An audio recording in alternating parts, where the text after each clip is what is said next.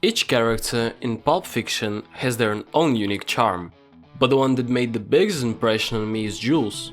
Of the righteous man is beset on all sides by the inequities of the selfish and the tyranny of evil men.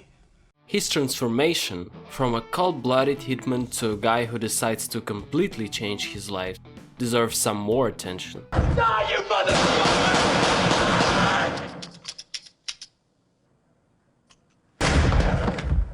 In this video, I'll try to figure out why Jules made this decision. Was it a sudden impulse? Why does he so strongly believe that a real miracle happened and that God himself stopped the bullets? We should be f***ing dead, my friend. What happened here was a miracle, and I want you to f***ing acknowledge it. Where did that Bible verse he reads to his victims come from? And you will know my name is the Lord when I lay my vengeance upon thee. And another strange thing. Why are there bullet holes on the wall before the shooting even starts? I'd knock that shit off if I was you. Was that done on purpose or just a filming mistake? Let's take a look at this. One of the main reasons Pulp Fiction is so fun to watch is because all of the hidden details. Every time you can spot something new. For example, let's take a break down the scene where Jules and Vincent go to collect money from the debtors. How many up there? 3 or 4. Let's count that guy. Not you. Before they go in, Jules says something. Time you got? 7:22 in the AM. No, ain't quite time yet. Come on, let's hang back. They wait a little, then go inside. It's not a date. It's definitely not a date. At first it doesn't seem weird, but if you look closer, Definitely not a date. they don't knock. The door just opens for them. There are two possibilities here. Either someone inside heard it come in and opened the door, or that person knew the hitmen were supposed to arrive at a certain time and was ready. Hey, kids. How you boys doing? And then it makes sense why Vincent said. Let's count that guy. Marvin is a guy who works for Marcellus Wallace. Oh, Vincent, Marvin, Vincent. He was supposed to let Jules and Vincent in at exactly 7:25. Now it makes sense why Vincent asked him about the guy in the bathroom. Why the f didn't you tell us somebody was in a bathroom? Slip your mind? Did you forget that someone was in there with a goddamn hand cannon? Also, it explains why Marvin was sitting in the back while the hitman sat in the front. Marvin, what do you make of all this? Man, I don't even have an opinion. If Marvin was just a victim, Vincent would have sat next to him to keep an eye on him. There's a theory that Marvin wanted to set the hitman up. That's why the guy with the gun was hiding in the bathroom, and Marvin stood in the corner to avoid getting hit. We don't know much about Jules' past. He's probably been in prison. Okay, gentlemen, you've both been to county before, I'm sure. Here it comes. He always wears a black suit with a white shirt and dark tie. By the way, the same type of suits were worn by the gangsters in Reservoir Dogs.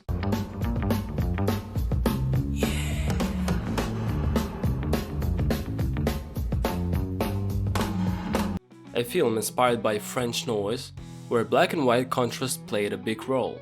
It might seem like Jules and Vincent are wearing the same suits, but they are not. Jules' suit is probably made of wool blend, which keeps it wrinkle-free and sharp. Vincent's suit is probably linen. It's light and comfortable, but wrinkles easily. So Vincent looks more relaxed and slightly messy compared to Jules, which fits his junkie character. Another detail, Jules wore a gold bracelet on his left wrist, a ring on his right pinky, and a pendant with the letter J. His gun is a Star Model B with a mother-of-pearl grip. It looks like a Colt 1911, but it's cheaper to make and maintain, while still being reliable. Jules' style is a nod to the fashion of the 60s and 70s. You can see this in his car, a Chevrolet Nova, which was made between 1962 and 1979. It's a 1974 Chevy Nova. Another key part of his look is his afro hairstyle. Back then, it was especially popular among African Americans, but it wasn't just a trend. The afro symbolized cultural rebirth and identity, highlighting the natural beauty of curly hair, moving away from the idea of straightening or styling it in a way that was more common in white society. Unlike Vincent, Jules doesn't have any bad habits.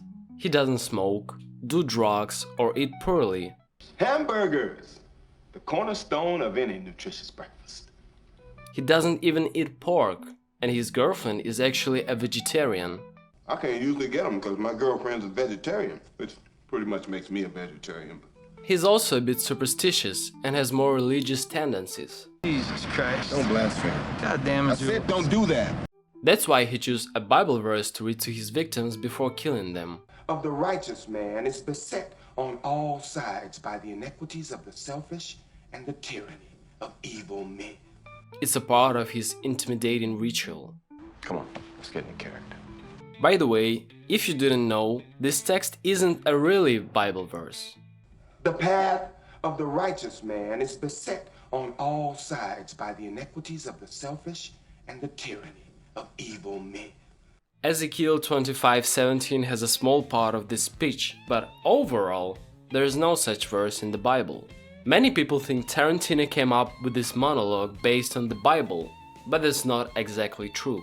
In fact, this text is almost word for word from a 1973 Japanese film The Bodyguard. The path of the righteous man. The path of the righteous man. Blessed is he who in the name of charity and goodwill. Blessed is he who in the name of charity and goodwill. Great vengeance and furious anger. Great vengeance upon them with furious anger. When I lay my vengeance upon thee. When I shall lay my vengeance upon them. Tarantino is a huge fan of Shinichi Chiba, who played the lead role in the film.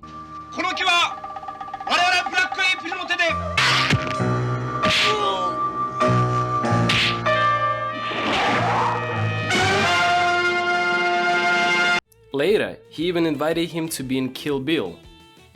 A key moment in Jules' development is the scene where he is miraculously saved from bullets. But there is a strange detail in this scene. If you look closely at the wall behind him, you'll see that there are bullet holes there before the attacker even starts shooting. I'd knock that shit off if I was you.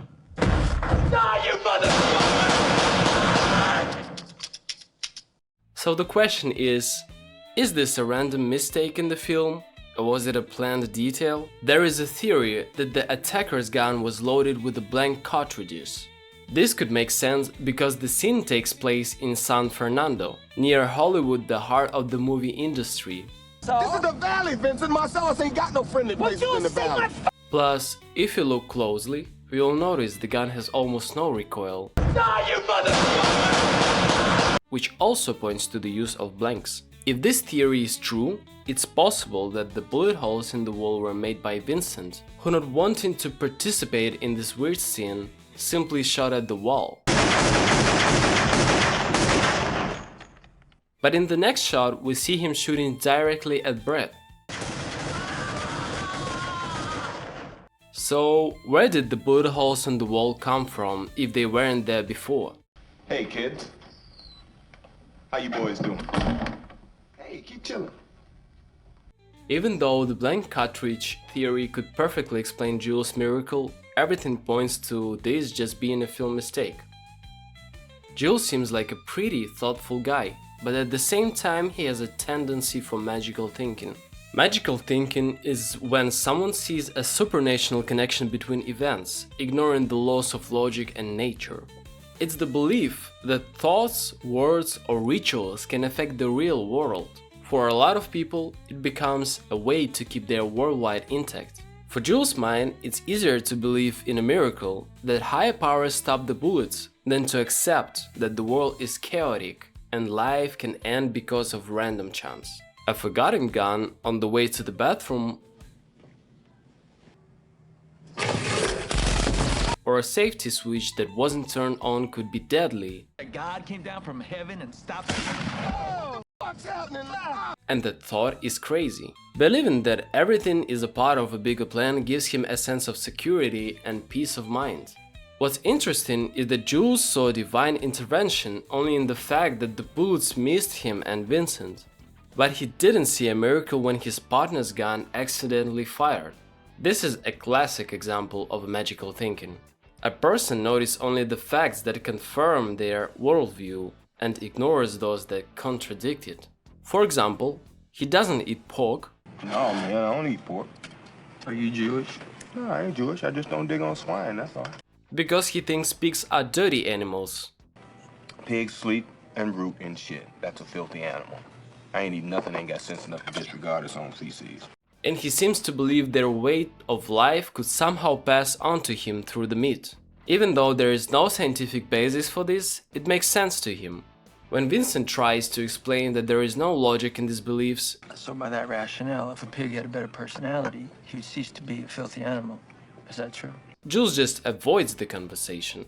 Well, we have to be talking about one charming motherfucking pig. If you have ever argued with the people who tend to have magical thinking, then you know logic doesn't work on them. They can build the most complicated and illogical reasoning just to prove they're right, and completely ignore simple, logical explanation if they don't fit into their worldview. Miracle you witnessed. I witnessed a freak occurrence. And when their arguments run out, they switch to personal feelings and emotions. Now, whether or not what we experienced was an according to Hoyle miracle is insignificant. But what is significant is I felt the touch of God. Jules, for example, say he felt divine intervention. This kind of argument can't be disproven or verified. His superstition might also be connected to the pendant with the first letter of his name, probably some kind of talisman to him. In fact, we all tend to think this way to some degree. For example, some people don't buckle up in the car because they think, if it's your time to die, nothing will change that. Others believe that bad deeds always come back around. It's easier to live in a world where there is a higher justice that punishes evil and rewards good than to admit that most of life is out of our control. But it's not like Jules' decision to leave the criminal world was sudden. His conversation with Vincent about life in Amsterdam shows that he had been thinking about changing his lifestyle for a while. If you get stopped by a cop in Amsterdam, it's illegal for them to search you. I mean, that's a right that cops in Amsterdam don't have. Oh, man, I'm going. He just couldn't find a good enough reason to do it. Also, he had a friend named Jimmy. I'm calling my partner in Toluca Lake.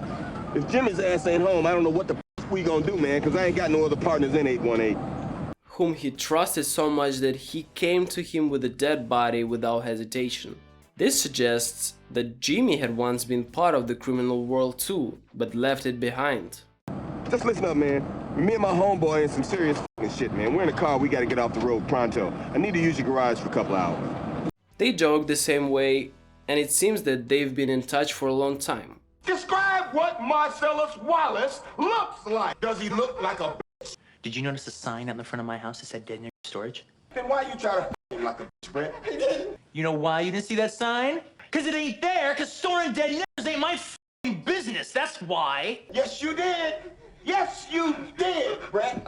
You tried to But Marcellus Wallace don't like to be by anybody except Mrs. Wallace.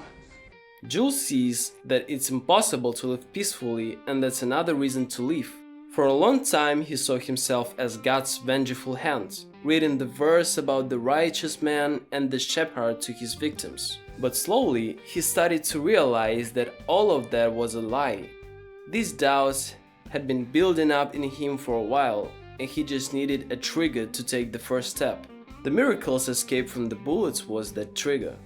Jules is that anti-hero I would without hesitation call one of the key characters in Pulp Fiction.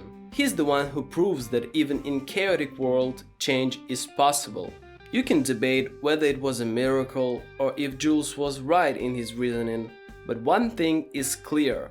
His decision was probably the right one.